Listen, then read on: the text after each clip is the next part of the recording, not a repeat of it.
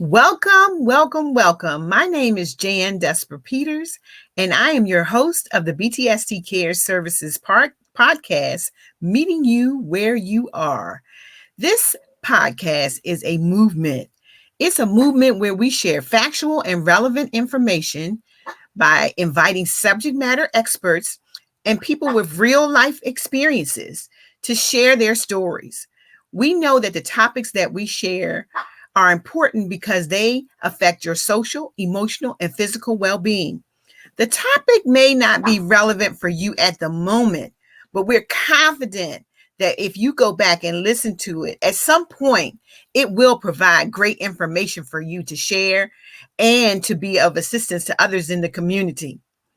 We have a great guest today, but before I bring her on the stage, I'd like to quiz you a little bit about our topic of the day. Our topic of the day is around human trafficking. I want to ask you a few questions. Did you know that the National Human Trafficking Hotline received almost 50,000 trafficking contacts in 2019? Just 3 years earlier, Maryland ranked fourth among the top states per capita in human trafficking cases.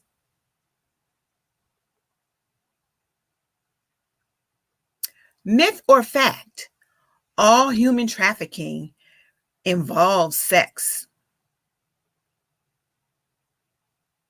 What did you think? That's a myth. Human trafficking is the use of force, fraud, or coercion to get another person to provide labor or commercial sex. Worldwide, experts believe there are more situations of labor trafficking than of sex trafficking, but there is much wider awareness of sex trafficking in the United States than of labor trafficking. Were you intrigued by that? Because I was. I mean, when you think about labor trafficking, you don't think about it in terms of the United States having those issues, but that is an issue around the world, and the United States is not exempt.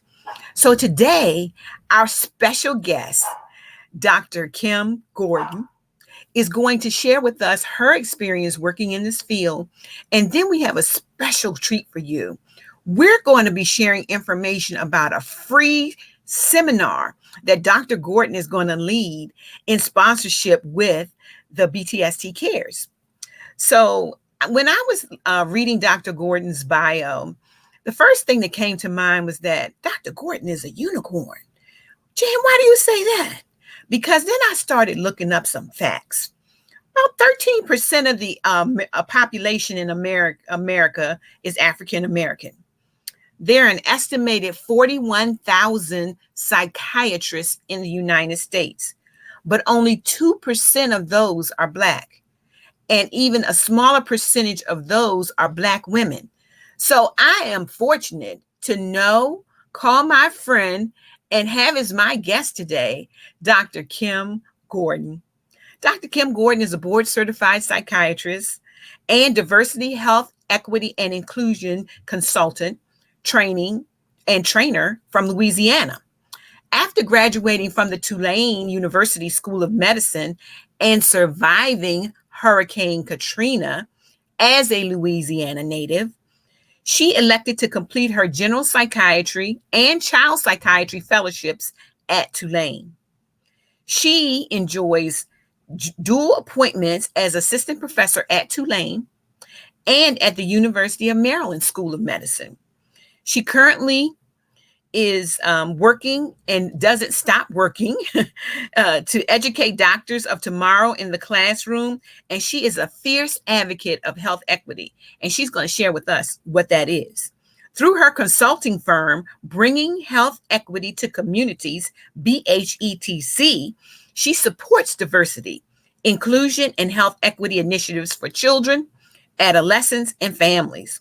Some of the topics of interest to her and that she's done a lot of work around is sexual trafficking, juvenile justice, microaggressions, community trauma and violence, Black mental health, burnout, women's mental health, and the school to prison pipeline. Her leadership in these fields have been instrumental in providing mentorship, sponsorship, and leverage for many BIPOC psychiatrists. Excuse me, to develop educational resources, networks, and support to advance the cause of dismantling all forms of oppression and racism in medicine. Dr. Gordon, welcome to the Meeting You Where You Are podcast. Thank you. That introduction was wonderful. I am so delighted to be here. I would say that today has been a day where we can really embrace what it means to have a National Minority Mental Health Month. I know that we're calling it BIPOC Mental Health Month, but whatever you want to call it, it's hot outside. We have a lot to talk about, and I'm just so excited to be a part of this effort to uh, dismantle human trafficking. Thank you so much for being here. It's so important that we have these conversations. I know that when I read your background, said you were from Louisiana, that you hailed from Louisiana. I was just wondering a couple things. One, were you one of those little girls when she was growing up, decided that when I grow up, I'm going to be a doctor? Yeah, that's a good question. So I think I first wanted to be a writer and a singer. But at some point, I knew I was still a good singer and a writer, but I started exploring what it meant to be Black in America. I mean, early on, I was privileged enough to go to some really good schools. And when I first interacted with people that were different than me, it was a challenge growing up in the segregated South. My mom raised all of her kids to value education, and she was a registered nurse. And so, because she was a single parent and a registered nurse for some of my childhood, not all of my childhood, she couldn't find adequate child care. And as you probably know, the equity issue with women, finding child care is a big thing. And so she would have to, because she was a director of nursing, she would pick us up from school and we would hang out with her just for a little bit before she could finish her shift. Okay. And I remember her telling me, I told her I wanted to be a nurse like her after figuring out what she did. And she said, baby, I don't want you to be a nurse. If you don't mind, can you be a doctor? So she asked my permission. And so I wanted to honor her because I saw how hard she worked. And I said yes to that. And so that inspired me to be a pediatrician. Okay. All right. Okay. So I wasn't thinking I was going to be a child psychiatrist. I thought I was right. And so that was my next question. And once you decided that you were going to be in the field of medicine, then what drew you to psychiatry? I want to say that I don't know if it was one thing that drew me into psychiatry. I remember distinctly going to Xavier University in New Orleans, and part of my curriculum was to do a psychology course and learn about abnormal psychology. And I was like, for the first time, like, wow, Dr. W.E. Du Bois' granddaughter was my professor. And Wow. Dr. Williams was awesome. It was the first time in my life I had seen so many professionals from all different walks of life, psychologists, biologists, chemistry majors, pharmacists. But her exposure to abnormal psychology really transformed the way I experienced some of the things that just wasn't clear to me why this was happening. I mean, it was a different world going to university and seeing some of the struggles that was happening in New Orleans at the time. There was a lot of trauma even before Hurricane Katrina. So going to communities and seeing what their experiences was like really made it clear to me that I wanted to do something in communities and I wanted to get to know people's story.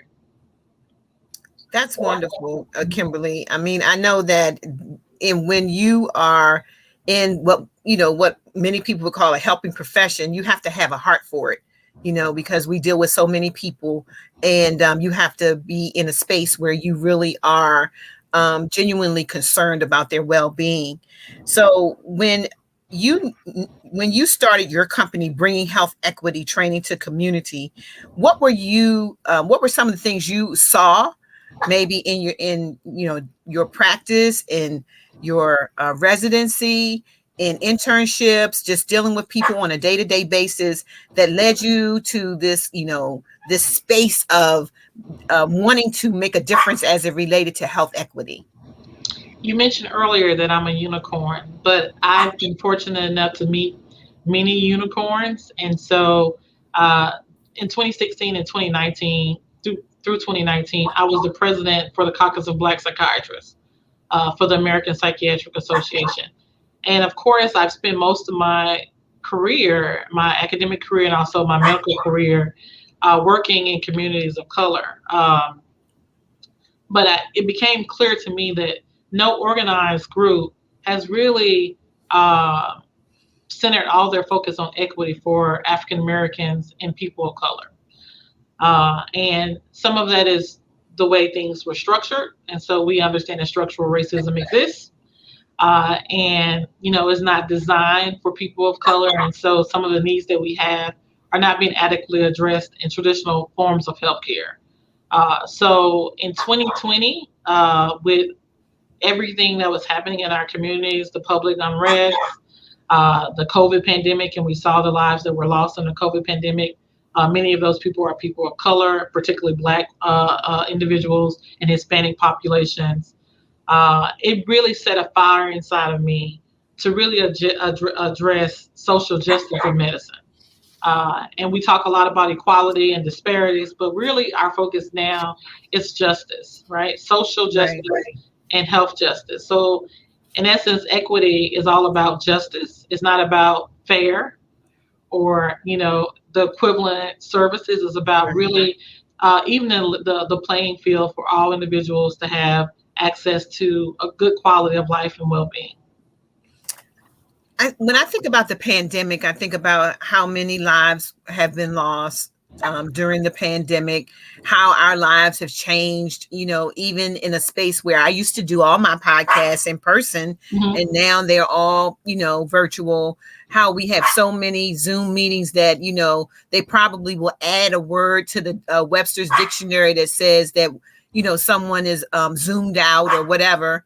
And I also think that during the pandemic, it gave us an opportunity to step back and look at not only our personal space, but what's going on in the world. And I say that to say that the covers have been pulled off to this point where people, I don't believe that people didn't know. I believe that people maybe to some extent didn't care and just, life just kind of rolled along. But when you saw the health disparities and the inequities as it related to, pre-existing conditions and how this pandemic not only exacerbated in a space where people were, testing positive at, phenomenal numbers, but, people of color were dying, at phenomenal numbers as Yes. well. And so the space that you're in as it relates to health equity and inclusion and diversity is very important. And so I appreciate that, in all that you're doing with, training other doctors and having an administrative role at the University of Maryland and even seeing patients, that you're still, wanting to give back in that way. Thank you for that. I think, many people may elect to do many things with their careers for whatever reason, but self-selecting to go into the communities that are most disenfranchised and have the most disadvantages is in my heart. It definitely requires a little bit of sophistication and cultural competency and also self-awareness. You mentioned that people just wasn't aware. I think that has a lot to do with where we are as a society. If we don't see the needs of people that's living right next to us. I mean, Baltimore City is a great city where you can see the difference if you drive a mile down the street in terms of how people Absolutely. live versus. But I remember when I first moved to Baltimore, I lived in an area that was really nice, but I had to drive down areas that wasn't so nice. Mm-hmm. And I just kept thinking to myself, uh, do people see this the same way I'm seeing it? Because it was horrifying for me when I first moved here. I just couldn't understand how we could be so close to DC, the capital of the United States, and have this congregated poverty. And then also see the resiliency and the empowerment of people who have all these disadvantages, and yet they manage to pick themselves up and get up every day and go do their jobs and take care of their families and celebrate, even through trials. I think it's a privilege and it's an honor, but America had their eyes closed because of privilege. White privilege has Right. allowed for Absolutely. people to live in the same world and the same place that you and have a very different experience.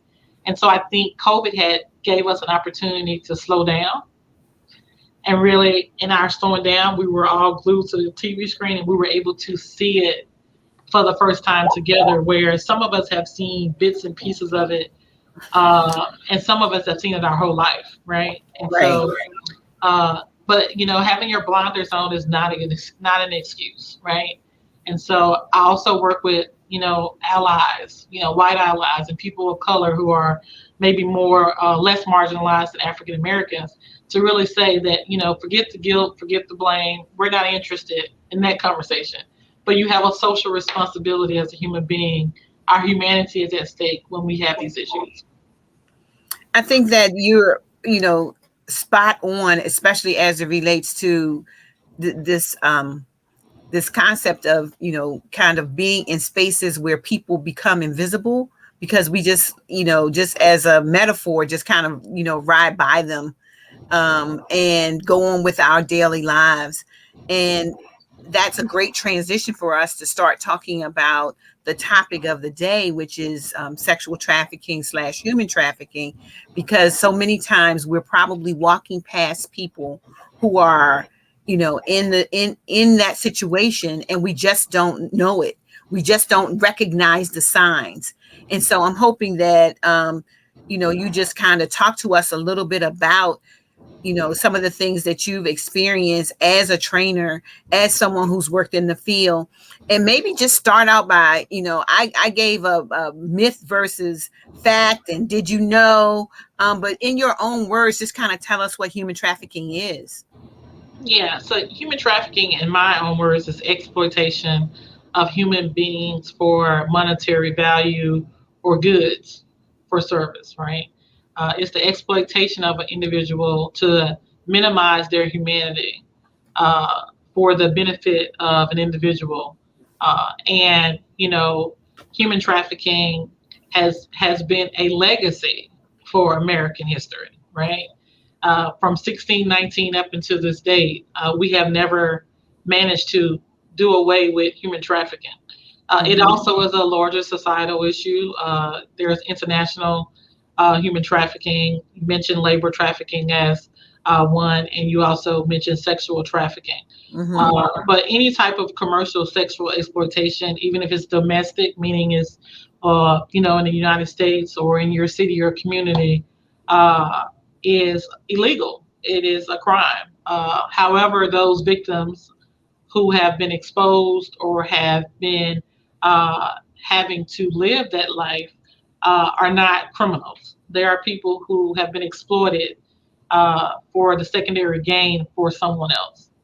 And there's a little nuance to that, because we understand that many communities, particularly communities who are struggling for financial resources, may also have connections and relationships with this exploitation, because of the inequities that they live in and the persistent trauma that they've experienced. And so we have to understand that it's a nuance to it, and there's all kinds of conversations that needs to be had around making this visible, and open up our eyes to a larger problem that needs to be addressed, particularly as it relates to young kids. I'm glad you said that. And that's a great entree for me to kind of give a plug for the training that you're going to be doing for us. First of all, I want to say it's no charge and it's virtual, and that anyone can attend. You may think like how does this topic, how is it relevant for me? But just think about it in terms of, if you're in law enforcement, if you're a healthcare provider, even if you're in a ministry at your church, or your religious house of worship, Right. then there are opportunities that you're probably presented with where someone is being exploited and you don't know it because you don't recognize the signs. And even if you do think something is wrong, there could be some language in a way that you can have a conversation with that person so that you can explore further what could possibly be a dangerous situation for them. And so I'm hoping that you will take this opportunity to get the wealth of knowledge and information that Dr. Gordon is going to give us on July 29th. I'm also wanting to just have you talk a little bit about human trafficking as it relates to Maryland. And if you want to kind of zero in on Baltimore, you can, but just want people to know that, sometimes people say, this is not happening. I didn't think this happened in my neighborhood, or I don't believe that, this is going on here. That happens in other places. But we're here to tell you that it happens in Maryland, it happens in Baltimore, and if you're not in those areas, it's probably happening in your state or city as well. Well, I don't want to give too much away, No, but not too much away. We want to keep the goods, but just a little bit. Yeah, I mean, I think one way to think about it, because people always ask this question, hey, like, why do you think that's happening? How is that possible that it's happening here? Any place where there is a lot of trafficking, even drug trafficking, you can expect that there's going to be human trafficking. And we do know that we have an opioid epidemic that has persisted in Maryland. So that's the same individuals who engage in drug trafficking are the same individuals who will engage in sex trafficking, for the reason that there is monetary value in sex work, right? You wouldn't imagine how much money is made every year. I think it's billions of dollars that's made just for trafficking alone. And we have politicians that live in this area. I hate to say that, sorry, politicians, but we have history of people of power exploiting, this service, this commodity of human life, right? And so, not to make anybody suspicious, but it could be happening right next door to you and you not know it. I think historically there's been this image of trafficking being a young white female at the age of 12 or 14, between age of 12 and 14, who was living with her two parents in her home, and she met a stranger, and the stranger kidnapped her, and she was brought into the life of sexual exploitation. But in reality, sexual exploitation and human trafficking can occur in neighborhoods where kids don't have a lot of supervision, and so they're walking down the street. Some man or woman introduce themselves, offer them some help, and they could be still living in their home and their communities with their family members and being engaged in this, this situation. When I lived in New Orleans, for instance, I would oftentimes see young people come to the emergency department. And sometimes they were coming with STDs or other things, or they were malnourished, or they were just traumatized, or they hadn't slept for days and needed to get a good night's sleep and something to eat. And many times people didn't know or identify that they were underage because they would come as a young person. So I'm painting a picture for you to understand some of the signs, but I'm also helping you understand that clearly that can happen in Baltimore, right? I mean, Baltimore is a city. We have, football teams here. We have politicians here. We have a lot of people coming to visit. Corridor. Yeah. Right. So it can happen. It can happen in somebody's in a church. Like, it's just human trafficking and labor trafficking can happen anywhere. Oftentimes when I say human trafficking, I'm referring to sex trafficking, but really labor trafficking everywhere. We have a lot of people from international communities who are coming here, who are seeking citizenship, who also are being exploited for secondary gain. Nail shops, places like that. There's a lot of opportunities.